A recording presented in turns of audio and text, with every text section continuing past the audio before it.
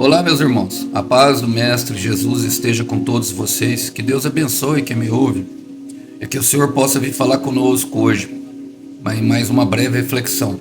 O texto hoje para nossa breve reflexão encontra-se no livro do profeta Ezequiel, capítulo 46. Eu vou ler 3 versículos, 13, 14 e 15. Diz assim: A cada manhã vocês oferecerão um cordeiro de 1 ano sem defeito, como holocausto ao Senhor. Junto com ele apresentarão ao Senhor uma oferta de cereal com a sexta parte de 1 cesto de farinha e 1/3 do jarro de azeite para umedecer a farinha da melhor qualidade. Este será um decreto permanente para vocês. O cordeiro, a oferta de cereal e o azeite devem ser apresentados como sacrifícios diários, a cada manhã, sem falta. Irmãos, o profeta Ezequiel, do capítulo 40 até o capítulo 47, ele dá a descrição de um templo. Esse templo, se nós colocássemos hoje e entregássemos ali todas as medidas, tudo que Deus passou ao profeta, para que algum arquiteto ou engenheiro pudesse edificar, seria impossível edificar, porque esse templo de Ezequiel, ele se refere a mim e a você. Seria a glória da segunda casa, seria maior do que a glória da primeira. O que está escrito em Ageu, capítulo 2, versículo 9, estivesse manifestando através dessas medidas, através dessas ordenanças que Deus deu. Mas nós sabemos que tudo, exatamente tudo na Bíblia tem propósito. E mais do que isso, traz ensino, sabedoria, correção, exortação, promessas, traz tudo aquilo que nós precisamos aplicar. E eu quero fazer algumas aplicações pertinentes, porque logo depois de ele tecer algumas medidas, ele vem falando sobre as festas, tudo aquilo que ele entregou para Moisés anteriormente, praticamente a mesma coisa, só que com um simbolismo totalmente, com um pouco adaptado àquilo que haveria de vir. Essa é a palavra, é um pouco adaptado àquilo que haveria de vir, ou seja, de maneira profética, depois que Jesus morresse e viesse o Espírito Santo. Ele começa falando: a cada manhã vocês oferecerão. Irmãos, a cada manhã fala de um relacionamento. Levítico 6:12 diz que nós devemos acender continuamente o fogo do nosso altar, que o fogo do altar deve arder continuamente. O fogo fala de nossa relação com o Espírito Santo. E o nosso altar é o nosso coração, fala de um relacionamento, de intimidade, de busca a Deus. Deus já deu essa ordenança lá atrás. Seria algo necessário, irmãos. É algo que não é bom para Deus. Deus não é narcisista, irmãos. Deus, ele não precisa de atenção. Ele sabe que é nós que precisamos dele. Ele sabe que é justamente nós que precisamos da proteção dele. E tudo que ele faz com zelo na palavra. Nós precisamos entender isso. Eu sempre, quando eu venho trazer essas palavras com um pouco de ensino, eu tenho bastante receio, porque um relacionamento, meus irmãos, ele não pode ser dado de forma religiosa. Talvez é por isso que muitos de nós entramos no deserto. É porque não soubemos nos relacionar. Eu sei que tem pessoas que estão passando pelo deserto por causa de um relacionamento que foi rompido com o seu marido, com a sua esposa, ou de pessoas que fizeram escolhas erradas e chegaram ao fundo do poço. Pessoas que perderam um filho para as drogas ou para a prisão, tá lá, sabe, olhando, sabe, são lágrimas que são derramadas diariamente. A lágrima do homem que foi preso, o homem que está atrás da cela, que foi preso por matar um menino, e de fora da cela, a mãe que chora porque perdeu seu filho. São histórias e histórias, irmãos, que eu posso contar e que eu ouço diariamente, e que, sabe, todas representam o buraco enorme que é a falta de Deus. Então, quando Deus traz a questão do relacionamento conosco, é justamente isso. E o nosso relacionamento com Deus, ele fala muito de como vamos relacionar com outra pessoa. A cada manhã fala de constância, fala de uma sequência, fala de uma vida devota ao Senhor. Afinal, nós vamos morar com Ele eternamente. E eu sei que muitas pessoas mesmo, estão preocupadas com agora. Eu posso te provar isso claramente, porque eu mesmo hoje, eu estou falando de mim agora, eu mesmo hoje pensei em algumas contas que eu tenho que pagar. Nós nos preocupamos com esse mundo e não tem nada errado nisso. Mas quando nós nos conectamos ao céu, irmãos, quando nós mantemos um relacionamento, essas preocupações, elas se dissipam. Todos os medos vão embora quando nós colocamos as cartas e oramos. O amor e o medo de frente um para o outro, meus irmãos, e eu posso garantir para vocês, o medo vai embora. E ele fala, vocês apresentarão um cordeiro de 1 ano sem defeito como holocausto ao Senhor. Essa seria a lei antiga, mas o cordeiro remete justamente ao Cordeiro de Deus, o nosso próprio Senhor Jesus. Em João capítulo 1, versículo 29, João Batista fala: eis aí o Cordeiro de Deus que tira o pecado do mundo. Irmão, ele tira o pecado do mundo. E se ele tira do mundo todo, ele pode tirar de nós. Olha, perceba que é um cordeiro de 1 ano sem defeito. A palavra fala de um cuidado que aqui deve ter, um cuidado especial. Eu vou falar desse cuidado um pouquinho mais para frente, mas eu quero ler com vocês algo, porque algumas palavras que o Senhor Jesus dá para nós, às vezes nós não compreendemos, mas todas vêm de um simbolismo antigo. Em João capítulo 6, no versículo 15, os judeus estavam ali discutindo com o Senhor Jesus numa longa discussão, o Senhor falando que era o pão vivo que desceu do céu. E quando ele vai para a Santa Ceia, ele distribui entre os discípulos. Ele fala assim: toma aqui o pão que será dado entre vós, este representa a minha carne, e o sangue que representa e o vinho que representa o meu sangue. E no capítulo 6 ele já tinha, tudo isso em mente de forma profética que aconteceria, que seria justamente o cumprimento da palavra. Nós temos que entender que o Senhor é o cumprimento da palavra, O João fala no capítulo 1, fala assim: a palavra se fez carne. A palavra se fez carne, ela mesma se fez carne. Mas aqui no capítulo 6, do versículo 53, irmãos, Jesus ali no meio da discussão calorada, ele fala assim: então Jesus disse novamente: eu lhes digo a verdade, se vocês não comerem a carne do Filho do Homem e não beberem o seu sangue, não terão a vida em si mesmos. Mas quem come minha carne e bebe meu sangue, terá a vida eterna, e eu os ressuscitarei no último dia. Guarda isso, irmãos. Os fariseus naquele momento, eles até pensaram que Jesus estava falando de um próprio suicídio, mas era dessa forma, era de forma profética, de coisas que nós deveríamos fazer para manter esse relacionamento. Olha, Ezequiel, Jeremias e João, todos eles, o João no livro de Apocalipse, quando está de frente o anjo pega e fala assim: toma esses livrinhos e coma-o. O comer a carne fala justamente de degustar a palavra, o pão vivo que desceu do céu. Eu quero já agora mesmo falar para vocês de onde vem isso, porque vem justamente de Moisés, de antigamente, daquela parte que saiu do deserto, daquilo que seria preenchido o nosso coração para que nós não pudéssemos voltar à escravidão da vida anterior, irmãos. E para isso é necessário um esforço, para isso é necessário algo que vem do céu, irmãos. E eu não conheço nada mais do céu que a Bíblia. Na verdade, eu creio que somente a Bíblia, somente a palavra que se fez carne é o que veio do céu.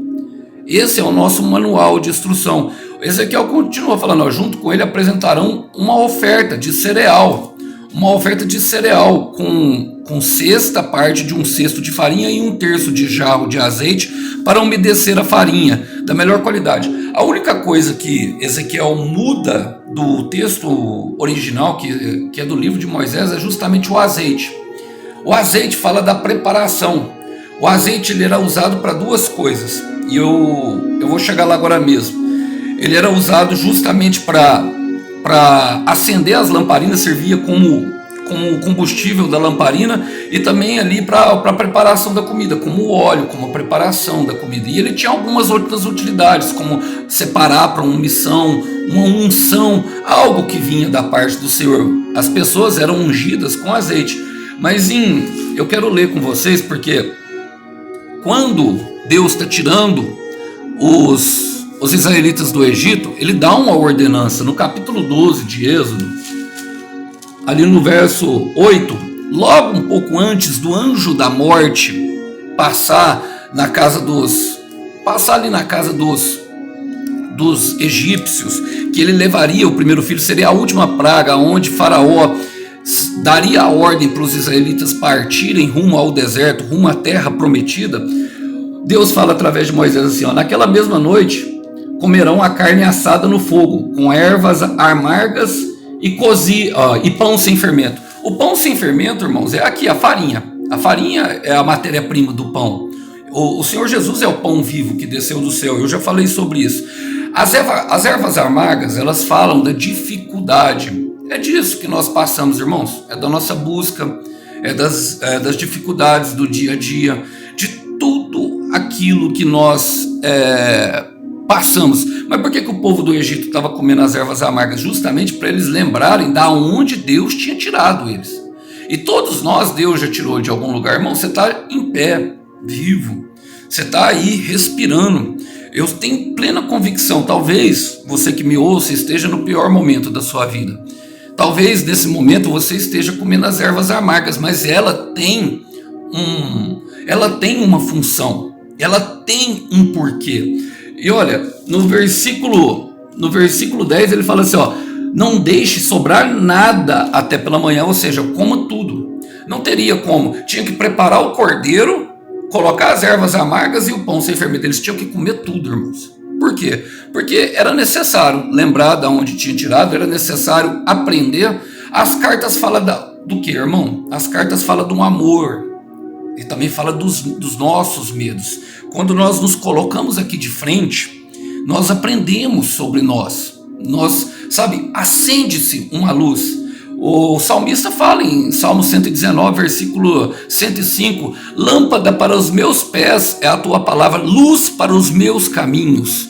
Irmãos, é ali naquele momento que nós temos a plena convicção do caminho e do propósito do Senhor. É quando nós começamos a nos relacionar com Ele por meio das cartas. O Senhor Jesus fala em João capítulo 16, o Espírito Santo, quando Ele vier, eu vos farei lembrar tudo que eu lhes tenho dito. E aonde que está escrito? Meus irmãos, já está aqui. Tem promessas belíssimas que já estão escritas e documentadas. Tentaram apagar esse livro, mas não conseguiram. Então é importantíssimo nós termos uma relação com a palavra de Deus. E o cordeiro, como eu falei, fala da carne do Senhor, o cordeiro fala do sacrifício do Senhor Jesus. Era necessário comer. Mas o Ezequiel traz a questão do azeite. E o azeite eu quero justamente colocar aqui Lucas 15. E eu creio que agora vai falar muito ao coração dos irmãos, porque fala da parábola da moeda perdida. Fala assim, ou suponhamos que uma mulher tenha 10 moedas de prata e perca uma. Acaso não acenderá ela a uma lâmpada, varrerá a casa inteira e procurar com cuidado até encontrá-la? Irmãos, é justamente ali naquele momento, acender a lâmpada. A palavra fala em Mateus capítulo 25, da parábola dos 10 virgens, quando o Senhor voltar, 5 eram loucas que não tinham o azeite, justamente na lamparina, e as outras 5 tinham. É o nosso preparo diário. O azeite fala do nosso preparo, encher a lamparina fala justamente desse preparo que tem que ser feito para receber a promessa. Porque aquela mulher tinha 10 moedas, ela perdeu uma, ela só se pôs a varrer a casa e limpar tudo aquilo, e isso fala de limpeza do lixo emocional, dos traumas, de tudo aquilo que nós vivenciamos, porque ela perdeu algo que tinha muito valor. Eu quero repetir, ela perdeu algo de muito valor. Mas o que ela fez primeiro? A primeira coisa que ela fez foi acender a luz. Irmão, minha irmã, eu não posso reclamar do escuro e que não estou enxergando nada se eu não levanto para me acender a luz. Eu quero repetir isso. Eu não posso reclamar do escuro se eu não me levantar, se eu não fizer nada para levantar sabia acender a luz. Há uma parte que é nossa. Perceba que essa parte, essa questão, daquilo que se perdeu, ela é muito diferente das outras duas parábolas, do filho pródigo e da ovelha que se perdeu. A ovelha que se perdeu, o pastor vai atrás. Mas essa aqui não é a própria mulher que verifica que perdeu algo de valor. Não parece muito com as nossas restaurações, com aquilo que nós temos tentado buscar com a nossa família? E olha, a palavra fala que ela busca cuidadosamente. Ela limpa a casa e ela acende a lâmpada. E isso deverá ser feito. Isso deverá ser feito justamente porque o Senhor fala, ele continua falando. Ele fala assim, este será um decreto permanente para vocês. Por quê? Para que não aconteça mais. Irmãos, por que tem muita pessoa que casa e divorcia? Porque ela já considerava um divórcio a opção antes do casamento. Ela já estava ali, sabe, cheio dos contatinhos. Se der errado esse aqui, eu vou para outro. E triste fim tem esse tipo de pessoa. Eu tenho falado sobre isso, sabe, a questão de eliminar.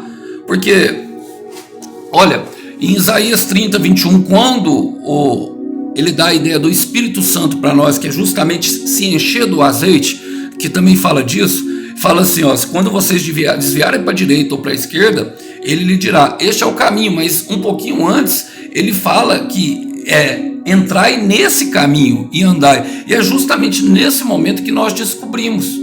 Mas se nós não fizermos nada, meu irmão, se eu não fizer nada, sabe, eu não posso reclamar do vento sujando a minha casa se eu não levantei para fechar a janela. Eu não posso reclamar da escuridão se eu não me levantei para acender a luz. Algumas partes, algumas coisas nós deveremos fazer.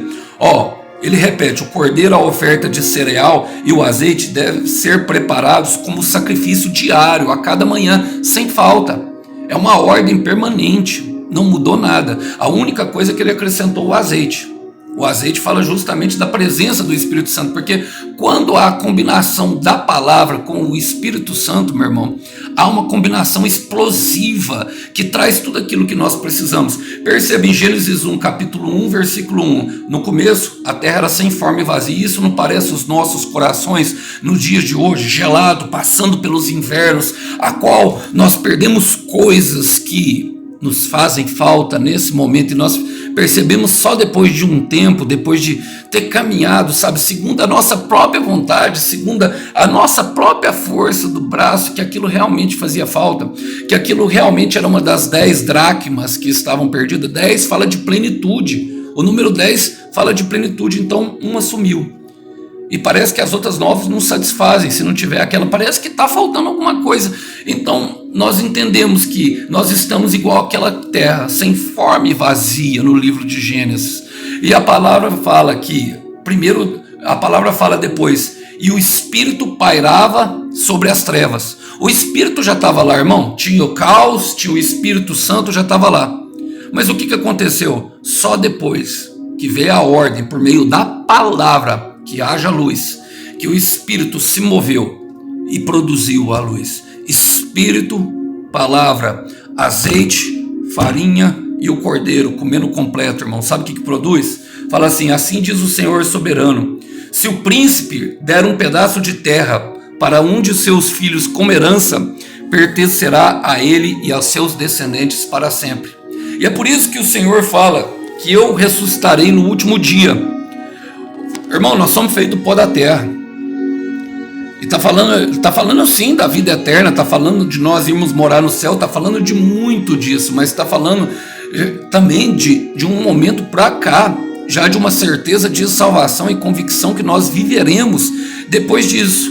E eu quero terminar com vocês justamente do Salmo 37, o Salmo da Sabedoria, porque essas coisas terão que ser feitas diligentemente, cuidadosamente. Diligentemente fala de todo dia.